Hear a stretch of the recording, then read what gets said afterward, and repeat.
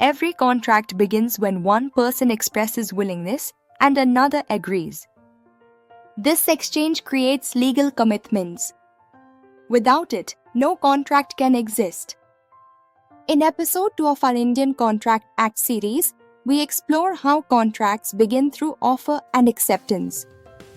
Section 2 defines an offer as an expression of willingness to do or not do something, intending to get consent. This intention must show legal consequences are expected. Casual remarks or jokes are not offers.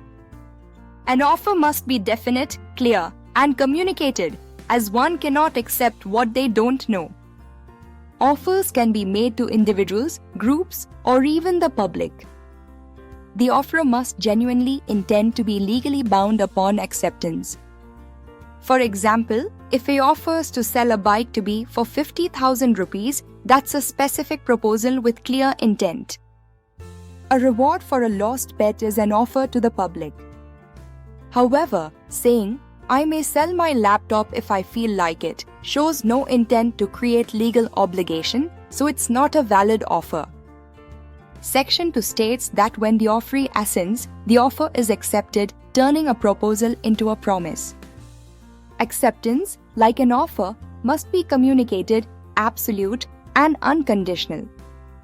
Changing terms creates a counteroffer, not acceptance. Silence cannot be treated as acceptance. Acceptance must come from an authorized person and within the specified or a reasonable time. When you order food online, you make an offer. The restaurant's confirmation is acceptance.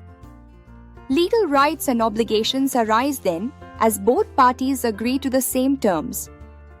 If the restaurant sends the wrong item, there's no proper acceptance, as terms weren't agreed upon. The Act also governs communication. An offer is complete when the offeree knows about it. Acceptance is complete against the proposer when dispatched and against the acceptor when it reaches the proposer. These points are crucial for legal obligations. Both offer and acceptance can be revoked. An offer can be withdrawn before acceptance is dispatched.